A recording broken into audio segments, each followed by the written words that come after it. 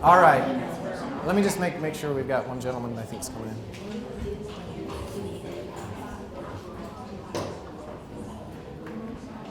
Are you coming in? Yes. What time? 11:35. That's when I'm gonna give you a All right. So there are a lot of questions. Can't get around. So we're already almost to lunch. Can you believe it? It's so awesome. I guess they're having fried pickles. Is that what they have in Arkansas? Fried pickles? Is that what I hear? So I don't know. Can you have them turn down the sound in there a little bit? Okay. There are a lot of questions, and normally in these sessions I would do a Q&A. The door won't work. You need to ask them to lower the music. The door, it's coming over that way. There is a lot of questions that you have, and that's great. These sessions were kind of smaller. Normally I'd have a Q&A at the end. I'm available as much as you need me during lunch, or I'm here all night, so I don't leave till tomorrow. But also email, Twitter, phone calls, whatever. I'm here as a resource only because I'm one of you, and I'm here to help in whatever way I can, okay? So whatever questions you might have, if they don't get answered today, please reach out. With that, we're going to shift a little bit. So we talked a little bit about personalized learning. I know it was a small. Then we talked about barriers, whether perceived or real. Now I want to talk a little bit about technology, because technology is key to any environment, whether you're going to be in a traditional school or in a personalized. So I thought I would just talk about terms and a little bit about each one. And and we're not doing a think, pair, share, sorry on that one. So one of the things that is going to happen this session is that I'm going to be about 20 minutes, and then I'm going to step out, and then Santos is going to talk about technology as well. So I want to just kind of go through some things, and maybe just raise your hands. We'll just come to some common understanding what these things are, because you're going to hear about them talked about, and then let's talk. I have questions about them if you have them. So one, you say personalized learning, and I'm going to throw in this one, student-centered learning. When you hear those terms, and if you agree to disagree, or let me know if I'm wrong, because these are just my perceptions from having been in different places throughout the country, these generally are the same thing. When you're talking about student-centered learning or personalized learning, same concept. You're focusing on the student, providing them a personal experience. Competency-based instruction. What does that mean? I mean, I think we kind of covered it, but anybody want to throw out a definition? What is competency-based instruction? Teaching to the test? Anybody else want to say what competency-based is? The lady that's not here right now, she said CLEP earlier. What's a CLEP test? Maybe you did a CLEP test in college? Yeah, you did? Okay, so you did? Good. So competency-based or mastery-based. Mastery-based, I've found mastery-based is more used on the East Coast, competency-based on the West Coast.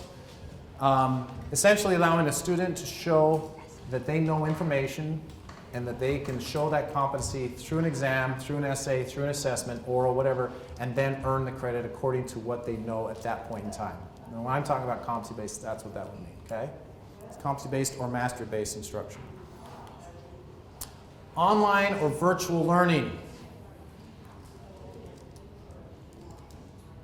You will, when you walk into this world of technology and digital, you will often hear the word online or virtual. In fact, it was even as yesterday I was talking with somebody, said, "Oh, are you an online school or virtual school?" And I said, "Absolutely 100% no." Because in my community, online means certain things and it's not positive. In my community, virtual means certain things and it's not positive.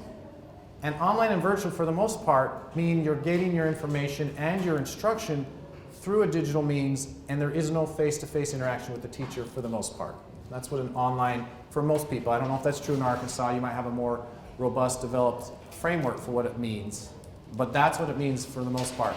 So I stray from using those words. If you listen to what I don't say today, it's as almost important as what I do say, because I don't say online and I don't say virtual, because that discounts the teacher component, and it discounts sometimes the quality of the instruction.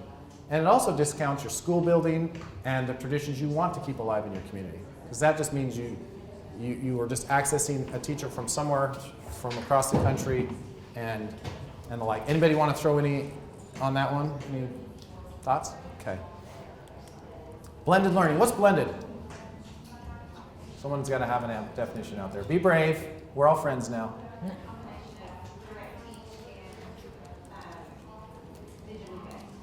A combination of direct teaching and digitally based instruction. So using like digital content, digital curriculum. Okay, good. A teacher, where's the teacher? Facilitate and or teaching, but in the classroom, right? They're physically there. Blended learning flex. This is probably what most of you will end up doing in your schools. You just don't know it yet. If you're going to transform. What does flex mean on that? And I don't mean that. Sorry, I know you're like, this guy. Blended learning flex. Flex means you do have quality courses in your school that would be very hard to blend. Can you name one of them? Name a course that might be hard to provide in a digital format with the teacher. Physical education. PE could be a challenge. AP chemistry. Why AP chemistry? I think as a former science teacher, some of the lab stuff needs to be more hands-on, Okay. report-based. So the lab component of chemistry. Okay, good. What about your skill and technical?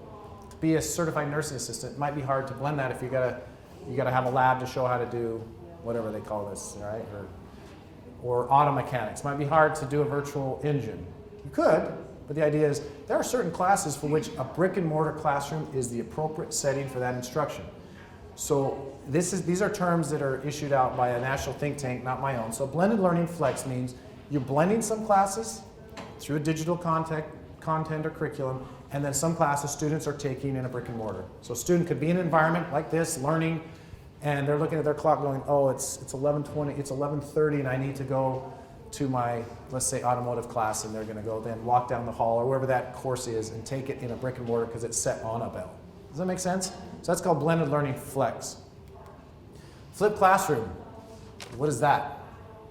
Just trying to help you guys, so because these terms come up, you want to be fluent in them. Because people say, oh, your school's flipped. And I said, no. So what is flipped? Instruction. Instruction. Those two chipmunks on the cartoon there. Real quiet. So what is flipped? You go. Okay, blue.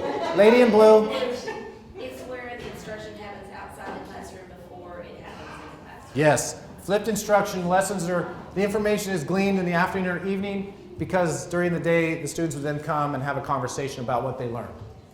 My experience, not really very easily done with adolescents. In my opinion, not very well done at the college level either, but that's what flipped is. So people are saying, are you doing a flipped? You might say yes or no, depending on what you want to do.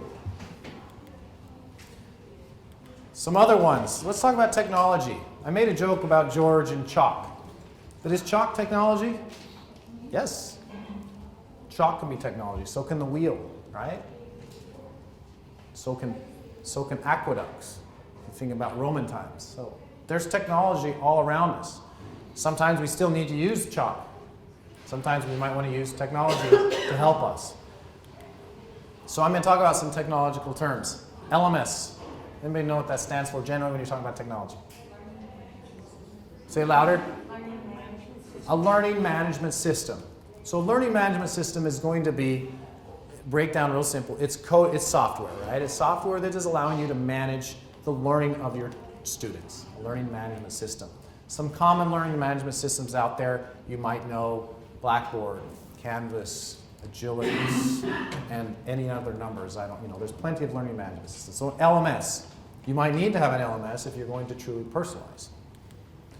Digital content, digital textbooks. Now you see how I'm changing the word. I'm not saying online or virtual. This is digital content. So digital content. Key to that is, do you have appropriate content to be able to deliver the education you need? To be able to be accountable, to be able to provide the standards, or educational standards objectives. So digital content and curriculum. There are a multitude of providers out there. I heard, who was saying Arkansas Online? I haven't really looked at them, but apparently that's a provider. Is that 912 or K12? Anybody know? K12. So that could be a provider, and they might, I don't know what LMS does. Do you know what LMS they use, Arkansas Online? Cool. So anyway, those are digital content, digital textbooks. Or you could choose to use any other provider out there based upon your criteria. I will say one thing on this, is you want to be very careful about who you pick because you're married to them for a little while. And sometimes that's a great marriage and sometimes it doesn't. You usually fight over two things, students and money. And I usually fight over student learning and money. And so we think I think that's very important because that's going to be the frustration point for your teachers and students if you don't select wisely. I've talked about transformation versus change. When you use this terminology, think about transformation as a process. The gentleman who's now not here, he was talking to me, well, how long did this process take, Ken, for you to transform your school and now our other schools in our district? Well, I started thinking about this a year prior to implementing, and then it's been the 3-year, now 4 years that we've been in it. George spent about 6 months planning for sure, and then a year with a small pilot, and then they've now transformed a third of their school, and we'll talk about this after lunch, and now transformed even more of it. So the idea is change is brutal and fast. Transformation is an easy word to use, and it's the word you should use. When I talked with Denise, who's leading this initiative, I said, I will participate with Arkansas if you are willing to commit 3 to 5 years, because it's a transformation. I'm not going to come in and see you guys, start building relationships, and never come back. This is about those who want to jump on. This is a project over time. This is a transformation effort where at some points you're going to need some help, and some points you won't. But this is the difference between change and transformation. It's about an evolution. Time. We've talked about time. Freed up in your mind. Time can mean a bunch of different things depending on who you talk to. The path, the pace, the place. We talked about seat time. And the last thing I want to talk about on the technology side is student control. How do you give students control of their learning through using technology? So yeah, control of their learning can be an LMS. It can be digital content. One of the neatest things we bought, and I'll tell you, you could afford it even though we have less money than Arkansas, for $249 you can buy, and I'm not saying this has anything to do with Apple again, an iPod. And you're like, okay, so what does that have to do with it? So we bought a $249, and for $149 we bought an app. This app is called Time Station. It's irrelevant for now. But that, how much money is that? $400 has removed me. So talking to, what's your name, John? Is it? Yes. That has removed me from engaging, and supervision. That has saved me about $180,000. My teachers no longer call roll. We don't keep track of tardies. We don't do attendance. We don't do any of that because that iPod and that small little app tracks everything. And that app tells the parents of their kids at school, not me. Yeah, we have Power School. That's our student information system. And yes, it does a phone call at the end of the day. It simply says your student was missing 1 or more periods, right? But this sends a text or an email immediately to that parent. In fact, I got one just about an hour ago telling them that my daughter got to school today, right there. Ashley's at school. That fast, you know. Parents no longer call school saying, is Johnny there? I'm like, well, did you get an email or a text? No. I says, then he's here and didn't check in, or he's not here. I mean, those are pieces of technology that can help make your job easier. But I want to say something about using technology, and this is something that I think you probably would agree with, is using it effectively. I do not propose that personalized learning or shifting and transforming is going to ever replace the human being in a learning environment. You have to have it. What it does allow, though, is it allows you to get to the point that you can then help that child quicker and faster to immediately resolve their learning gaps. Think about it like a doctor. There must be 60 of us in this room. If we all went to the same doctor and said, hey, we're not feeling well, and he just gives us all antibiotics, well, I might need them, but if my nose is bleeding, I may not. The point is, in a school system, we are trying to do a one-stop solution for everybody. A doctor doesn't use that. They're going to use technology. They're going to use sonographs. They're going to raise radiology or whatever to figure out what they think is wrong, because each of us might have a different thing going on with our bodies. Same thing with a child. One child might be having gaps in math, and that's why they're not progressing. They might have a gap in reading, and so they're just saying, I don't want to do school, because they're embarrassed to say that they don't know how to read as well as they'd like. That's the point we're trying to make with personalized learning. You get to that child. And when you get rid of grade level, whoever was talking about grade levels in the back, then a child in this room, we could all be at different levels, and it's not necessarily important because we're not comparing and contrasting where we are with everybody else. But using technology effectively can help remove some of those stigmatized barriers we've had in our systems for decades. And I don't know if you can read it, so I will read this one to you. It says, technology can be a powerful level for rethinking schooling, but it's the rethinking that matters, not the technology, which provides the tools to solve problems. Use technology to free up the time and talent and money for better uses, which is teaching students directly. And that's from that book, Cage Leadership. That's what technology should be used for. So when you're talking about this in your communities, whatever they might be, and you're talking about this, don't ever let this message be that it's about replacing the individual in that school. It's about using that individual's time much more efficiently and effectively to be able to teach students rather than just manage them. So with that, Santosh, you're going to come on, and I'm going to go get ready for the lunch keynote.